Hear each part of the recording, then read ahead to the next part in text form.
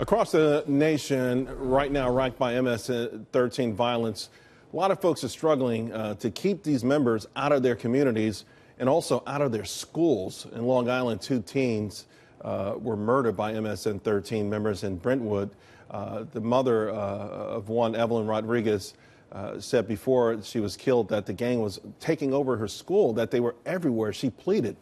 Here with me now to discuss this nationwide threat, Thomas Hodgson, Bristol County, Massachusetts Sheriff, and Bernard Kerik, former NYPD Commissioner.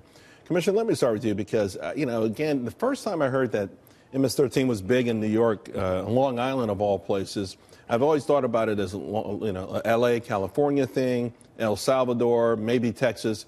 They've got their tentacles all over the country, but more importantly, they're digging deeper and deeper into our schools. Well, that's one of the recruitment locations. Keep in mind, you're talking about a gang that their initiation game, so to speak, is murder. And where do they recruit from? Primarily high schools. Who do they target for recruitment? Illegal immigrants. So you're hitting areas where there's illegal immigrants, where there's people in the country illegally, in the high schools.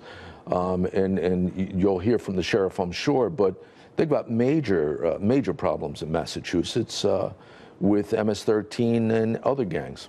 Sheriff? Yeah, the commissioner's correct. You're talking about, of all places, Long Island. How about Nantucket, Massachusetts, one of the wealthiest resort islands in the Northeast?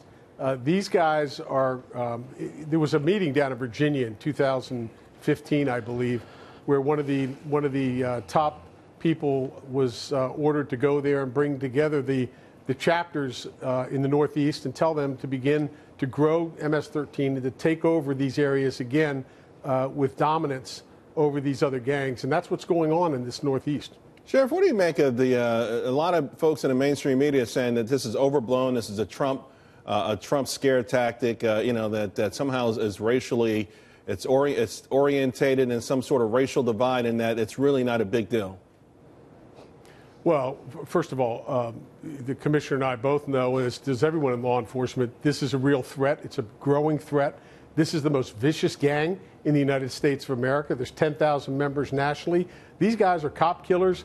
They are vicious murderers, and they're into drug trafficking, human trafficking, and they'll kill their own members if they feel that the people have sort of broken away from the gang. So that's all. When we hear the press saying these kinds of things, they don't know. They're not dealing with these individuals on the street. We do, and the commissioner knows.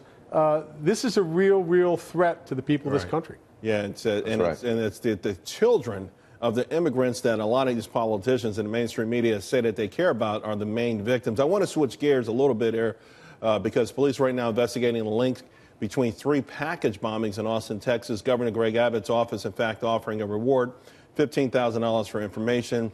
I know, Commissioner, they're looking at the victimology of it, but for the most part, the police commissioner down there has said this is certainly the act of one person or persons. Well, I think that's based on the evidence they already have, and we don't know exactly what that is. It's been reported that they didn't come through carriers like the post office, FedEx, or UPS. Somebody hand-delivered these packages. So based on the delivery, based on what they found so far, they agree that it's probably the same person. And I think, given technology today, cameras and so forth, I think we'll find the killer, or in this case, a lot quicker than we have in the past. Sheriff, your thoughts on this? Look, it's important for everybody in the community to pay attention to what's going on. Look around and see who's in your neighborhood, but also it's important to educate the public. If you get a package that you're not expecting, don't touch it. Call the police and let them at least inspect and come see what it is. But this is a serious problem, and they don't have the answers yet, so everybody needs to be vigilant. The law enforcement community can't do it on its own. Right. Well, gentlemen, thank you both for your expertise tonight. Thank you.